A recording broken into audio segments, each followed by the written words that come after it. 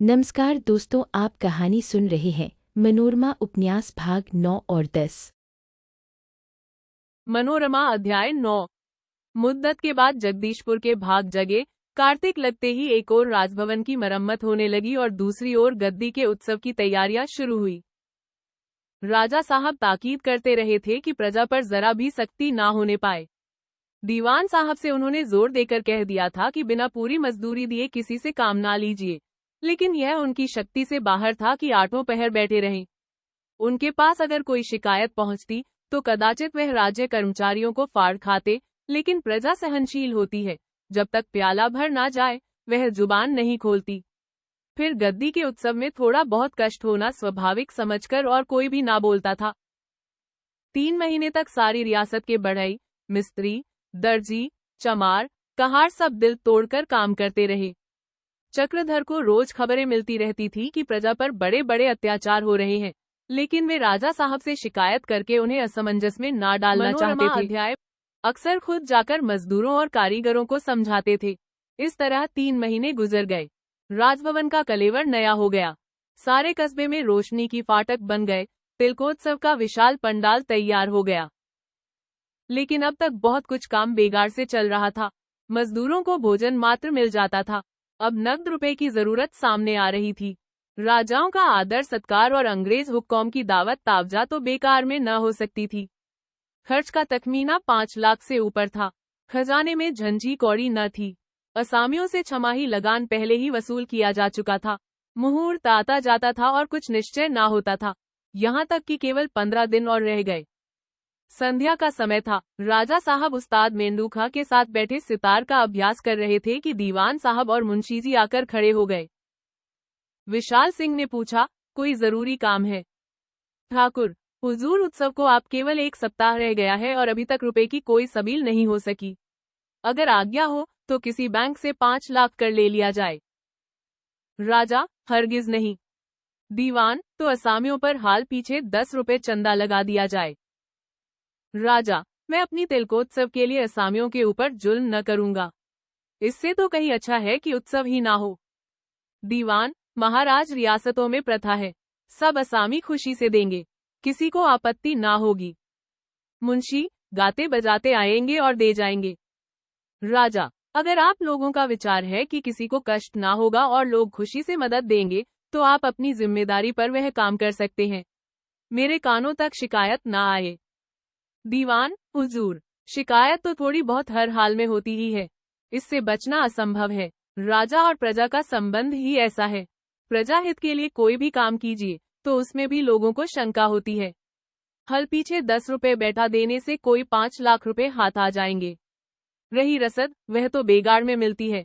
आपकी अनुमति की देर है। मुंशी, जब सरकार ने कह दिया कि आप अपनी जिम्मेदारी पर वसूल कर सकते हैं, तो अनुमति का क्या प्रश्न। चलिए, अब हुजूर को तकलीफ न दीजिए। राजा, बस इतना ख्याल रखिए कि किसी को कष्ट ना होने पाए।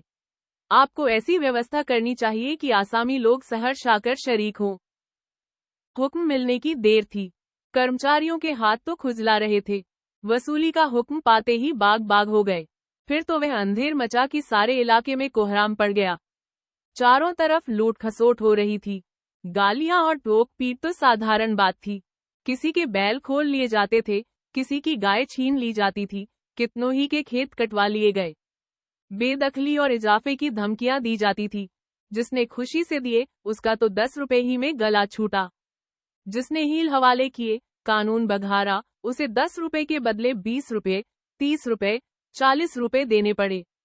आखिर विवश होकर एक दिन चक्रधर ने राजा साहब से शिकायत कर ही दी। राजा साहब ने त्योरी बदल कर कहा, मेरे पास तो आज तक कोई असामी शिकायत करने नहीं आया। आप उनकी तरफ से क्यों वकालत कर रहे हैं? चक्रधर, उन्हें आपसे शिकायत करने को क्यों कर साहस हो सकता है? राजा, यह मैं नहीं मानता। जिसको किसी बात की अखर होती है वह चुप नहीं बैठा रहता। चक्रधर, तो आपसे कोई आशा ना रखूं। राजा, मैं अपने कर्मचारियों से अलग कुछ नहीं हूँ। चक्रधर ने इसका और कुछ जवाब नहीं दिया। मुंशी राजभवन में इन्हें देखकर बोले, तुम यहाँ क्या करने आए थे? अपने लिए कुछ नहीं कहा। चक्रधर, अपने लिए क्या कहता, सुनता हूँ रियासत में बड़ा अंधेर मचा हुआ है। वज्रधर, यह सब तुम्हारे आदमियों की शरारत है। तुम्हारी समिति के आदमी जा जाकर असामियों को भड़काते रहते हैं। चक्रधर, हम लोग तो इतना ही चाहते हैं कि असामियों के ऊपर सख्ती ना की जाए, और आप लोगों ने इसका वादा भी किया था, फिर यह मारधाड़ क्यों हो रही है? वज्रधर, इसलिए कि असामियों ने कह दिया था कि राजा साहब किसी पर जब्र नहीं करना चाहते थे। जिसकी खुशी हो दे, जिसकी खुशी ना हो ना दे। तुम अपने आदमियों को बुला लो, फिर देखो कितनी आसानी से काम हो जाता है। तुम आज अपने आदमियों को बुला लो। रियासत के सिपाही उनसे बेहतर बिगड़े हुए हैं, ऐसा ना हो कि मारपीट हो जाए। चक्रधर यहाँ से अपने आदमियों को बुला लेने का वादा करके तो चले गए, लेकिन दिल में आगा पीछा हो रहा था। कुछ समझ में आता था कि क्या करना चाहिए। इसी सोच में पड़े हुए मनोरमा के यहाँ चले गए। मनोरमा उन्हें उदास देखकर बोली, आप बहुत चिंतित से मालूम होते हैं, घर में तो सब कुशल है। चक्रधर, क्या करूं मनोरमा, अपनी दशा देखकर कभी कभी रोना आ जाता है। सारा देश गुलामी की बेड़ियों में जकड़ा हुआ है, फिर भी हम अपने भाइयों के गर्दन पर छुरी फेरने से बाज नहीं आते। राजा साहब की जात से लोगों को कैसी कैसी आशाएं थी, लेकिन अभी गद्दी पर बैठे 6 महीने भी नहीं हुए हैं और इन्होंने भी वही पुराना राग अख्तियार कर लिया। प्रजा से डंडे के जोर से रुपए वसूल किए जा रहे हैं और कोई फरियाद नहीं सुनता। सबसे ज्यादा रोना तो इस बात का है कि दीवान साहब और मेरे पिताजी ही राजा साहब के मंत्री और इस अत्याचार के मुख्य कारण हैं। सरल हृदय प्राणी अन्याय की बात सुनकर उत्तेजित हो जाते हैं। मनोरमा ने उद्दंड होकर कहा, आप असामियों से क्यों नहीं कहते कि किसी को एक कौड़ी भी ना दे? कोई देगा ही नहीं, तो यह लोग कैसे ले लेंगे? चकधर को हंसी आ गई। बोले, तुम मेरी जगह होती तो असामियों को मना कर देती। मनोरमा, अवश्य, मैं खुल्लम खुल्ला कहती, खबरदार, राजा के आदमियों को कोई एक पैसा भी ना दे। मैं राजा के आदमी को इतना चिटवाती कि फिर इलाके में जाने का नाम है ना लेते। चक्रधर ये बातें सुनकर पुलकित हो उठे। मुस्कुरा कर बोले, अगर दीवान साहब खफा हो जाते। मनोरमा, तो खफा हो जाते। किसी के खफा हो जाने के डर से सच्ची बात पर पर्दा थोड़ी ही डाला जाता है। इस विषय पर फिर कुछ बातचीत ना हुई, लेकिन चक्रधर यहाँ से पढ़ा कर चले तो उनके मन में प्रश्न हो रहा था, क्या अब यहाँ मेरा आना उचित है? आज उन्होंने विवेक के प्रकाश में अपने अंतःस्थल को देखा तो उसमें कितने ही ऐसे भाव छिपे हुए थे जिन्हें यहाँ ना रहना चाहिए था। मनोरमा अध्याय 10। गद्दी के कई दिन पहले ही से मेहमानों का आना शुरू हो गया और 3 दिन बाकी ही थे कि सारा कैंप भर गया। दीवान साहब ने कैंप में ही बाजार लगवा दिया था, वही रसद पानी का भी इंतजाम था। राजा साहब स्वयं मेहमानों की खातिरदारी करते रहते थे, किंतु जमघट बहुत बड़ा था। 8 पहर हरबोंग सा मचा रहता था। मेहमानों के आदर सत्कार की तो धूम थी और वह मजदूर जो छाती फाड़ फाड़ कर काम कर रहे थे, भूखों मरते थे। काम लेने को सब थे, मगर भोजन को पूछने वाला कोई ना था। चमार पहर रात से घास छीलने जाते, मेहतर पहर रात से सफाई करने लगते, कहार पहर रात से पानी खींचना शुरू करते, मगर कोई उनका पुरसाहाल न था। चपरासी बात बात पर उन्हें गालियां सुनाते, क्योंकि उन्हें दूसरे पर अपना गुस्सा उतारने का मौका मिल जाता। बेगारों से न सहा जाता था, इसलिए कि उनकी आतें जलती थी। दिन भर धूप में जलते, रात भर क्षुधा की आग में। असंतोष बढ़ता जाता था, ना जाने कब सबके सब जान पर खेल जाएं, हड़ताल कर दे। संध्या का समय था, तिलक का मुहूर्त निकट आ गया था। हवन की तैयारी हो रही थी। सिपाहियों को वर्दी पहनकर खड़े हो जाने की आज्ञा दे दी गई थी कि सहसा मजदूरों के बाड़े से रोने चिल्लाने की आवाजें आने लगी। किसी कैंप में घास न थी और ठाकुर हर सेवक हंटर लिए चमारों को पीट रहे थे। मुंशी वज्रधर की आंखें मारे क्रोध के लाल हो रही थी। चौधरी ने हाथ बांधकर कहा, हुजूर, घास तो रात ही को पहुंचा दी गई थी। हाँ, इस बेला अभी नहीं पहुंची। आधे आदमी तो मांदे पड़े हुए हैं। मुंशी, बदमाश, झूठ बोलता है। अभी पोलो खेल होगा, घोड़े बिना खाए कैसे दौड़ेंगे? एक युवक ने कहा, हम लोग तो बिना खाए 8 दिन से घास धो रहे हैं, घोड़े क्या बिना खाए 1 दिन भी न दौड़ेंगे? चौधरी डंडा लेकर युवक को मारने दौड़ा, पर उसके पहले ही ठाकुर साहब ने झटपट से 4-5 हंटर सड़ाप सड़ाप लगा दी। नंगी देह, चमड़ी फट गई, खून निकल आया। चौधरी ने ठाकुर साहब और युवक के बीच में खड़े होकर कहा, हुजूर, क्या मार ही डालेंगे? लड़का है, कुछ अनुचित मुंह से निकल जाए तो क्षमा करनी चाहिए। राजा को दयावान होना चाहिए। ठाकुर साहब आपे से बाहर हो रहे थे। एक चमार का यह हौसला कि उनके सामने मुंह खोल सके। वही हंटर तांकर चौधरी को जमाया। बूढ़ा आदमी, उस पर कई दिन का भूखा खड़ा भी मुश्किल से हो सकता था।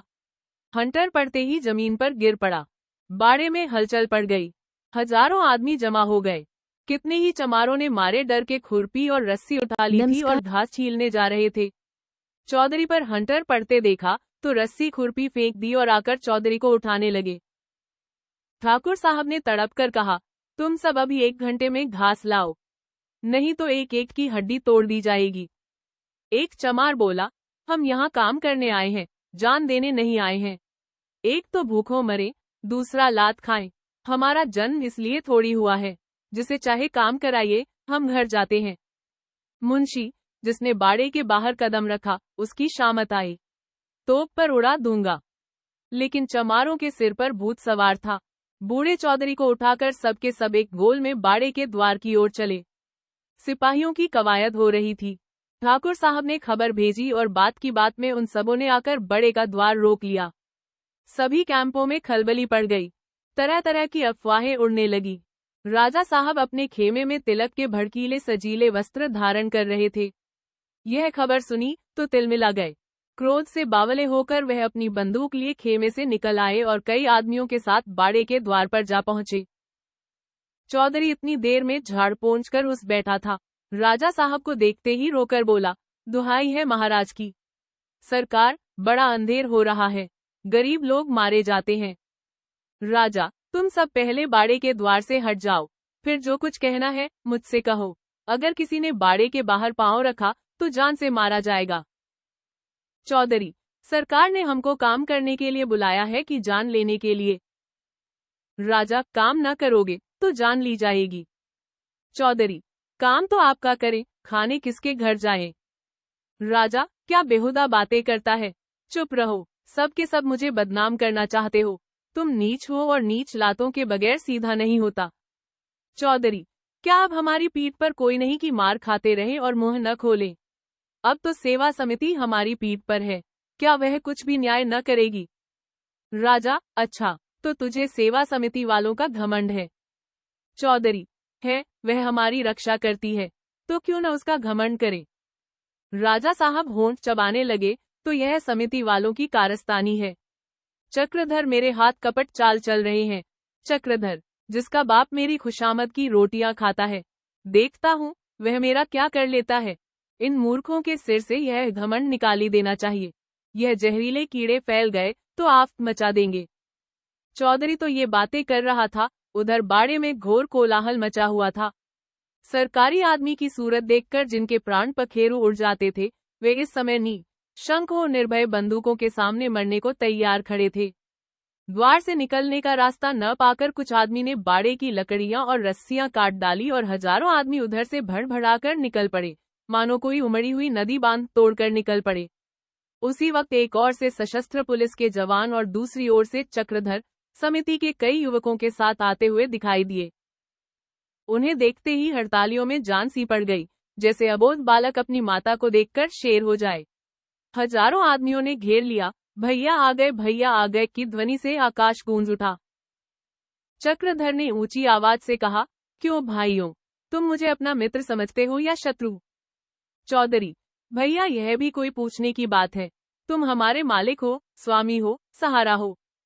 चक्रधर इस भीड़ से निकलकर सीधे राजा साहब के पास गए और बोले, महाराज मैं आपसे कुछ विनय करना चाहता हूँ। राजा साहब ने त्योरियां बदलकर कहा, मैं इसमें कुछ नहीं सुनना चाहता।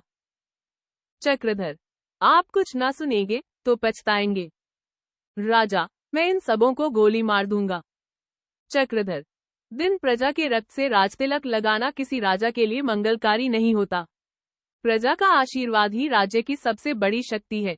मैं आपका शुभ चिंतक हूँ, इसलिए आपकी सेवा में आया हूँ। यह सारा तूफान अयोग्य कर्मचारियों का खड़ा किया हुआ है। यह सभी आदमी इस वक्त झल्लाए हुए हैं। गोली चलाकर आप उनके प्राण ले सकते हैं, लेकिन उनका रक्त केवल इसी बाड़े में ना सूखेगा। यह सारा विस्तृत कैंप उस रक्त से सींच जाएगा। उसकी लहरों के झोंके से यह विशाल मंडप उखड़ जाएगा और यह आकाश में फहराती हुई ध्वजा भूमि पर गिर पड़ेगी। सारी सियासत में हाहाकार मच जाएगा। राजा साहब अपने टेक पर अड़ना चाहते थे, किंतु इस समय उनका दिल कांप उठा। बोले, इन लोगों को अगर कोई शिकायत थी तो इन्हें आकर मुझसे कहना चाहिए था। मुझसे ना कहकर इन लोगों ने हेकड़ी करनी शुरू की। रात घोड़ों को घास नहीं दी और इस समय भागे जाते हैं। मैं यह घोर अपमान नहीं सह सकता। चक्रधर, आपने इन लोगों को अपने पास आने का अवसर कब दिया? आपको मालूम है कि इन गरीबों को 1 सप्ताह से कुछ भोजन नहीं मिला। राजा, यह आप क्या कहते हैं? मैंने सख्त ताकीद कर दी थी कि हर एक मजदूर को इच्छा पूर्ण भोजन दिया जाए। क्यों दीवान साहब, क्या बात है? हर सेवक, धर्मावतार, आप इन महाशय की बातों में ना आइए। यह सारी आग इन्हीं की लगाई हुई है।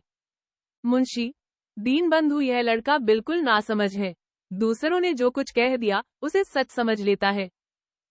राजा, मैं इसकी पूछताछ करूंगा। हर सेवक, हुजूर, इन्हीं लोगों ने आदमियों को उभारकर सरकश बना दिया है। यह लोग सबसे कहते फिरते हैं कि किसी को तुम्हारे ऊपर राज्य करने का अधिकार नहीं है, किसी को तुमसे बेगाड़ लेने का अधिकार नहीं। जमीन के मालिक तुम हो। जो जमीन से बीज उगाए वही उसका मालिक है। राजा तो तुम्हारा गुलाम है। राजा, बहुत ठीक कहते हैं। वास्तव में मैं प्रजा का गुलाम हूँ, बल्कि उसके गुलाम का गुलाम हूँ। हर सेवक, हुजूर, मैं इन लोगों की बातें कहाँ तक कहूँ? कहते हैं राजा को इतने बड़े महल में रहने का कोई हक नहीं, उसका संसार में कोई काम ही नहीं। राजा, बहुत ही ठीक कहते हैं। आखिर मैं पड़े पड़े खाने के सिवा और करता क्या हूँ? चक्रधर ने झुंझलाकर कहा, मैंने प्रजा को उनके अधिकार अवश्य समझाए हैं, लेकिन यह कभी नहीं कहा कि राजा को संसार में रहने का कोई हक नहीं, क्योंकि मैं जानता हूँ कि जिस दिन राजाओं की जरूरत न रहेगी उस दिन उनका अंत हो जाएगा। राजा, मैं तो बुरा नहीं मानता। आपने कोई ऐसी बात नहीं कही जो और लोग न कहते हो। चक्रधर को मालूम हुआ कि राजा साहब मुझे बना रहे हैं। गर्म होकर बोले, अगर आपके ये भाव सच्चे होते तो प्रजा पर यह विपत्ति ही न आती। राजाओं की यह पुरानी नीति है कि प्रजा का मन मीठी मीठी बातों से भरें और अपने कर्मचारियों को मनमाने अत्याचार करने दे। वह राजा जिसके कानों तक प्रजा की पुकारने पहुंचने पाए, आदर्श नहीं कहा जा सकता। राजा, किसी तरह नहीं। उसे गोली मार देनी चाहिए, जीता चुनवा देना चाहिए। प्रजा का गुलाम है कि दिल लगी। चक्रधर यह व्यंग्य न सह सके। उनकी स्वाभाविक शक्ति ने उनका साथ छोड़ दिया। चेहरा तमतमा उठा। बोले, जिस आदर्श के सामने आपको सिर झुकाना चाहिए उसका मजाक उड़ाना आपको शोभा नहीं देता। मैंने कभी अनुमान नहीं किया था कि आपके वचन और कर्म में इतनी जल्द इतना बड़ा भेद हो जाएगा। क्रोध ने अब अपना यथार्थ रूप धारण किया। राजा साहब अभी तक व्यंग्य से चक्रधर को परास्त करना चाहते थे, लेकिन जब चक्रधर के वार मर्मस्थल पर पड़ने लगे तो उन्हें भी अपने शस्त्र निकालने पड़े। डपट कर बोले, अच्छा बाबूजी, अब अपनी जबान बंद करो। मैं प्रजा का गुलाम नहीं हूँ। प्रजा मेरे पैरों की धूल है। मुझे अधिकार है कि मैं उसके साथ जैसा उचित समझूं वैसा सलूक करूं। किसी को हमारे और हमारे प्रजा के बीच में बोलने का हक नहीं है। आप अब कृपा करके यहाँ से चले जाइए और फिर कभी मेरे सियासत में कदम न रखिएगा, वरना शायद आपको पछताना पड़े। चाहिए, जाइए। मुंशी वज्रधर की छाती धक धक करने लगी। चक्रधर को हाथों से पीछे हटाकर बोले, हुजूर की कृपा दृष्टि से इसे शोक कर दिया है। अभी तक बड़े आदमियों के सामने बैठने का मौका तो मिला नहीं, बात करने की तमीज कहाँ से आए। लेकिन चक्रधर भी जवान आदमी थे। उस पर सिद्धांतों के पक्के, आदर्शों पर मिटने वाले, अधिकार और प्रभुत्व के जानी दुश्मन। वह राजा साहब के उद्दंड शब्दों से जरा भी भयभीत ना हुए। तने हुए सामने आए और बोले, आपको अपने मुख से यह शब्द निकालते हुए शर्म आनी चाहिए थी। आप प्रजा पर अपने को अर्पण कर देना चाहते थे। आप कहते थे, मैं प्रजा को अपने पास बेरोक टोकाने दूंगा, उनके लिए मेरे द्वार हरदम खुले रहेंगे। आप कहते थे, मेरे कर्मचारी उनकी ओर टेढ़ी निगाह से भी देखेंगे तो उनकी शामत आ जाएगी। वे सारी बातें क्या आपको भूल गई, और इतनी जल्द? अभी तो बहुत दिन नहीं गुजरे, अब आप कहते हैं प्रजा मेरे पैरों की धूल है। राजा साहब कहाँ तक तो क्रोध से उन्मुक्त हो रहे थे, कहाँ यह लगती हुई बात सुनकर रो पड़े। क्रोध निरुत्तर होकर पानी हो जाता है, मगर एक ही क्षण में राजा सचेत हो गए। प्रभुता ने आंसुओं को दबा दिया, अकड़ कर बोले, मैं कहता हूँ यहाँ से चले जाओ। चक्रधर, जब तक आप इन आदमियों को जाने न देंगे मैं नहीं जा सकता। राजा, मेरे आदमियों से तुम्हें कोई सरोकार नहीं है। उनमें से अगर एक भी हिला तो उनकी लाश जमीन पर होगी। चक्रधर, तो मेरे लिए इसके सिवा और कोई उपाय नहीं है कि उन्हें यहाँ से हटा ले जाऊं। यह क्या चक्रधर मजदूरों की ओर चले। राजा साहब जानते थे कि इनका इशारा पाते ही सारे मजदूर हवा हो जाएंगे, फिर सशस्त्र सेना भी उन्हें रोक न सकेगी। तिलमिलाकर बंदूक लिए हुए चक्रधर के पीछे दौड़े और ऐसे जोर से उस पर कुंदा चलाया कि सिर पर लगता तो शायद वही ठंडे हो जाते। मगर कुशल हुई, कुंदा पीछे में लगा और उसके झोंके से चक्रधर कई हाथ दूर जा गिरे। उनका जमीन पर गिरना था कि 5,000 आदमी बाड़े को तोड़कर सशस्त्र सिपाहियों को चीरते बाहर निकल आए और नरेशों की कैंप की ओर चले। रास्ते में जो कर्मचारी मिला उसे पीटा। मालूम होता था कैंप में लूट मच गई है। दुकानदार अपनी दुकानें समेटने लगे, दर्शक अपनी धोतियां संभालकर भागने लगे। चारों तरफ भगदड़ पड़ गई। जितने बेफिक्रे, शोहदे, लुच्चे तमाशा देखने आए थे वे सब उपद्रवकारियों में मिल गए। यहाँ तक कि नरेशों के कैंप तक पहुँचते पहुँचते उनकी संख्या दूनी हो गई। राजा रईस अपनी वासनाओं के सिवा किसी के गुलाम नहीं होते। वक्त की गुलामी भी उन्हें पसंद नहीं। वह किसी नियम को अपनी स्वेच्छा में बाधा नहीं डालने देते। फिर उनको इसकी क्या परवाह कि सुबह है या शाम। कोई मीठी नींद के मजे लेता था, कोई गाना सुनता था, कोई स्नान ध्यान में मग्न था और लोग तिलक मंडप जाने की तैयारियां कर रहे थे। कहीं भंग गुट्टी थी, कहीं कवित्त चर्चा हो रही थी और कहीं नाच हो रहा था। कोई नाश्ता कर रहा था और कोई लेटा नौकरों से चंपी करा रहा था। उत्तरदायित्व विहीन स्वतंत्रता अपनी विविध लीलाएं दिखा रही थी। अगर उपद्रवी इस कैंप में पहुंच जाते तो महाअनर्थ हो जाता।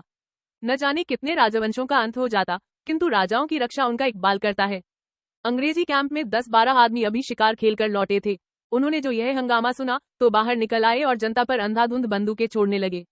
पहले तो उत्तेजित जनता ने बंदूकों की परवाह न की, उसे अपनी संख्या का बल था। चिंता उत्तेजित होकर आदर्शवादी हो जाती है। गोलियों की पहली बाढ़ आई, कई आदमी गिर गए। चौधरी, देखो भाई, घबराना नहीं, जो गिरता है उसे गिरने दो, आज ही तो दिल के हौसले निकले हैं, जय हनुमान जी की। एक मजदूर, बड़े आओ, अब मार लिया है आज ही तो। उसकी मुझे पूरी बात भी ना निकलने पाई थी कि गोलियों की दूसरी बाढ़ आई और कई आदमियों के साथ दोनों नेताओं का काम तमाम कर गई। एक क्षण के लिए सबके पैर रुक गए। जो जहां था वहीं खड़ा रहा। समस्या थी कि आगे जाए या पीछे। सहसा एक युवक ने कहा, मारो, रुक क्यों गए? सामने पहुंचकर हिम्मत छोड़ देते हो? बड़े चलो, जय दुर्गा माई की। अंग्रेजी कैंप से फिर गोलियों की बाढ़ आई थी और कई आदमियों के साथ यह आदमी पर गिर गया और उसके गिरते ही सारे समूह में खलबली पड़ गई। अभी तक इन लोगों को यह ना मालूम था कि गोलियां किधर से आ रही है। समझ रहे थे कि इसी कैंप से आती होंगी। अब शिकारी लोग बढ़ आए थे और साफ नजर आ रहे थे। एक चमार बोला, साहब लोग गोली चला रहे हैं, चलो उन्हीं सबों को पथे। मुर्गी के अंडे खा खाकर खूब मोटाए हुए हैं। सभी अंग्रेजी कैंप की तरफ मुड़े और एक ही हल्ले में अंग्रेजी कैंप के फाटक तक आप पहुंचे। अंग्रेज योद्धा अभी तक तो मोर्चे पर खड़े बंदूकें छोड़ रहे थे, लेकिन इस भयंकर दल को सामने देखकर उनके औसान जाते रहे। 2-4 तो भागे, 3-4 मूर्छा खाकर गिर पड़े। केवल 5 फौजी अफसर अपनी जगह पर डटे रहे। उन्हें बचने की कोई आशा न थी। इसी निराशा ने उन्हें अदम्य साहस प्रदान किया था। सामने पहुंचकर लोगों ने आगे बढ़कर पत्थर चलाने शुरू किए, यहाँ तक कि अंग्रेज चोट खाकर गिर पड़े। एक का सिर फट गया, दूसरे की बांह टूट गई थी। केवल 3 आदमी रह गए थे और वही इन आदमियों को रोक रखने के लिए काफी थे, लेकिन उनके पास भी कारतूस न रह गए थे। इधर हड़तालियों के हौसले बढ़ते जाते थे। शिकार अब बेदम होकर गिरना चाहता था, मुंह से लार टपक रही थी। सहसा एक आदमी पीछे से भीड़ को चीरता बेतहाशा दौड़ता हुआ आकर, बस क्या करते हो? ईश्वर के लिए हाथ रोको, क्या गजब करते हो? लोगों ने चकित होकर देखा तो चक्रधर थे। सैकड़ों आदमी उन्मुक्त होकर उनकी ओर दौड़े और उन्हें घेर लिया। जय जयकार की ध्वनि से आकाश गूंजने लगा।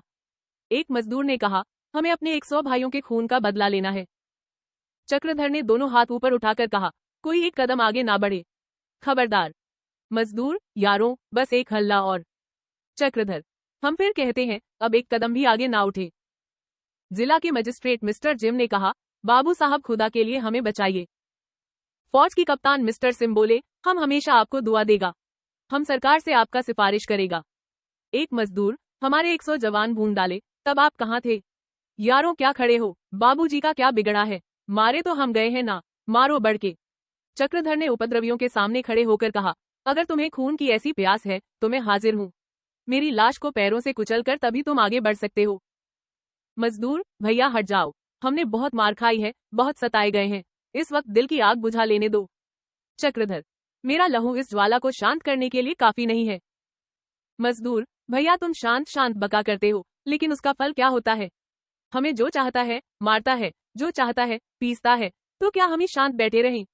शांत रहने से तो और भी हमारे दुर्गति होती है, हमें शांत रहना मत सिखाओ। हमें मरना सिखाओ, तभी हमारा उद्धार कर सकोगे। चक्रधर, अगर अपनी आत्मा की हत्या करके हमारा उद्धार भी होता हो तो हम आत्मा की हत्या न करेंगे। संसार को मनुष्य ने नहीं बनाया है, ईश्वर ने बनाया है। भगवान ने उद्धार के जो उपाय बताए हैं उनसे काम लो और ईश्वर पर भरोसा रखो। मजदूर, हमारी फांसी तो हो ही जाएगी, तुम माफी तो ना दिला सकोगे। मिस्टर जिम, हम किसी को सजा न देंगे। चक्रधर, इनाम मिले या फांसी, इसकी क्या परवाह, अभी तक तुम्हारा दामन खून के छींटे से पाक है, उसे पाक रखो। ईश्वर की निगाह में तुम निर्दोष हो, अब अपने को कलंकित मत करो, जाओ। मजदूर, अपने भाइयों का खून कभी हमारे सिर से न उतरेगा, लेकिन तुम्हारी यही मर्जी है, लौट जाते हैं, आखिर फांसी पर तो चढ़ना ही है। एक्शन में सारा कैंप साफ हो गया, एक भी मजदूर न रह गया। आदमियों के जाते ही वे लोग भी इनके साथ हो लिए जो पहले लूट के लालच में चले आए थे। जिस तरह पानी आ जाने से कोई मेला उठ जाता है, ग्राहक, दुकानदार और दुकानें सब न जाने कहां लुप्त हो जाती है, उसी भांति एक क्षण में सारे कैंप में सन्नाटा छा गया। केवल तिलक मंडप पर अभी तक आग की ज्वाला निकल रही थी। राजा साहब और उनके साथ के कुछ गिने गिने आदमी उसके सामने चुपचाप खड़े मानो किसी मृतक की दाह क्रिया कर रहे हों। अंधेरा छा गया था, घायलों की कराहने की आवाजें आ रही थी। चक्रधर और उसके साथ के युवक उन्हें सावधानी से उठाकर एक वृक्ष के नीचे जमा कर रहे थे। कई आदमी तो उठाते उठाते सुरलोक सिधारे, कुछ सेवक उन्हें ले जाने की फिक्र करने लगे। एकाएक के सिपाहियों ने आकर चक्रधर को पकड़ लिया और अंग्रेजी कैंप की तरफ ले चले। पूछा तो मालूम हुआ कि जिम साहब का यह हुक्म है। वहां कचहरी लगी हुई थी। सशस्त्र पुलिस के सिपाही, जिन्हें अब लूट से फुर्सत मिल चुकी थी, द्वार पर संगीने चढ़ाए खड़े थे। अंदर मिस्टर जिम और मिस्टर सिम रौद्र रूप धारण किए सिगार पी रहे थे, मानो क्रोधाग्नि मुंह से निकल रही हो। राजा साहब मिस्टर जिम के बगल में बैठे थे। दीवान साहब क्रोध से आंखें लाल किए मेज पर हाथ रखे हुए कुछ कह रहे थे और मुंशी वज्रधर हाथ बांधे एक कोने में खड़े। चक्रधर को देखते ही मिस्टर जिम ने कहा, राजा साहब कहता है कि यह सब तुम्हारी शरारत है। चक्रधर आवेश में आकर बोले, अगर राजा साहब आपका ऐसा विचार है तो इसका मुझे दुख है। हम लोग जनता में जागृति अवश्य फैलाते हैं और उनमें शिक्षा का प्रचार करते हैं, उन्हें स्वार्थांध हमलों के फंदों से बचाने का उपाय करते हैं और उन्हें अपने आत्मसम्मान की रक्षा करने का उपदेश दे देते हैं। हम चाहते हैं कि मनुष्य बने और मनुष्य की भांति संसार में रहें। वे स्वार्थ के दास बनकर कर्मचारियों की खुशामद ना करें, भयवश अपमान और अत्याचार ना सहे।